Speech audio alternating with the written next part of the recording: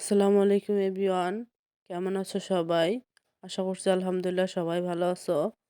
অনেকদিন পর তোমাদের মাঝে একটা ব্লগ নিয়ে আসলাম।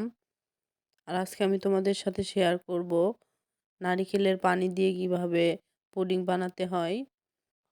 তো এই যে দেখো এখানে আমি কিছু নারকেল নিয়ে নিয়েছি। আর আমার এই নারকেলগুলা হচ্ছে খুবই ছোট ছোট ছিল। হচ্ছে বাজারে এই নারকেলগুলো পাওয়া যায়। তোমরা চাইলে বড়গুলাও নিতে পারো। আবার ডাবের পানি দিয়েও বানাতে পারো, কিন্তু আমি নারিকেলের পানি দিয়েই বানাচ্ছি। তো হচ্ছে চলো শুরু করা যাক। তো এখন এটাকে হচ্ছে আমি ভেঙে নিব। এটাকে ভেঙে তারপর হচ্ছে নারিকেলের ভেতর থেকে পানিগুলা বের করে নিব। এই তো দেখো আমি এটা হচ্ছে ভাঙার চেষ্টা করছি। আর হচ্ছে এই নারিকেলের পুডিংটা কিন্তু খুবই টেস্ট এবং খুবই সহজ রেসিপি। খুবই কম সময়ে এটা বানানো যায়। মাত্র মানে ১ ঘন্টার মতো সময় লাগে, ১ ঘন্টার কমই লাগে। আমার কাছে তো খুবই সহজ লাগে এবং হচ্ছে এটা খুবই টেস্ট লাগে এই পুডিংটা। তো এই তো দেখো আমি নারকেলটা হচ্ছে ফাটিয়ে নিয়েছি। এখন এটাতে থেকে আমি পানিগুলা বের করে নিব। পানিগুলা বের করে হচ্ছে আমি একটা ছাঁকনির সাহায্যে পানিগুলা খুবই ভালোভাবে ছেঁকে নিব এখন, যাতে কোনো ময়লা না থাকে। খুবই ভালোভাবে ছেঁকে নিতে হবে। তো আমার এখানে হচ্ছে আমি ৪ টা নারিকেলের পানি নিয়েছি। খুবই কম পানি ছিল, যেহেতু নারিকেল, ডাবের পানি আরেকটু বেশি থাকে। তো তারপর এখানে আমি ১ কাপ পরিমাণ হচ্ছে চিনি দিয়ে দিয়েছি। আর ২ চামচ হচ্ছে আগার আগার পাউডার দিয়েছি। তোমরা এখানে জেলেটিন ব্যবহার করতে পারো, কিন্তু আমি এখানে আগার আগার পাউডার ব্যবহার করেছি।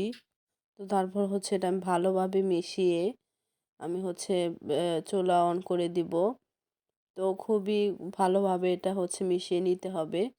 আর কিছুক্ষণ জাল করে নিলেই হচ্ছে এটা হয়ে যাবে। মানে হচ্ছে মাত্র ৩-৪ মিনিট হচ্ছে জাল করে নিতে হবে।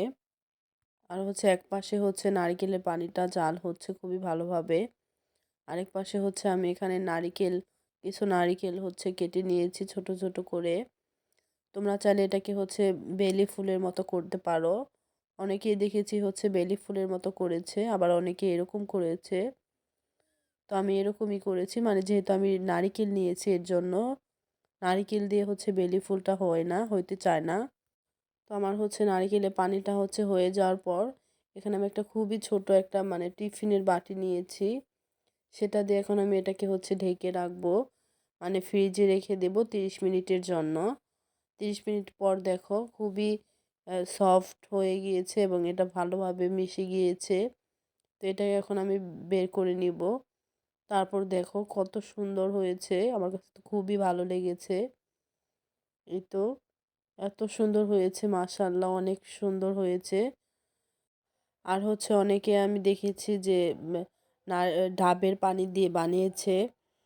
তো আমি ভেবেছিলাম যে হচ্ছে নারিকেলের পানি দিয়ে নাও হতে পারে, কিন্তু না। তোমরা তো দেখলা যে আমি কত সুন্দরভাবে হচ্ছে পুডিংটা বানালাম। সেটা হচ্ছে নারিকেলের পানি দিয়েই। কিন্তু হচ্ছে নারিকেলের পানিটা একটু কম থাকে এটাই, কিন্তু ডাবের পানিটা একটু বেশি থাকে এই, আর কিছু না। তো নারিকেলের পরিমাণটা বাড়ালেই হচ্ছে নারিকেলের পানিটা দিয়ে বানানো যায়। তো আজকের ভিডিওটা এ পর্যন্তই। দেখা হবে নেক্সট ভিডিওতে। সে পর্যন্ত সবাই ভালো থাকবে। আল্লাহ হাফেজ। আসসালামু আলাইকুম।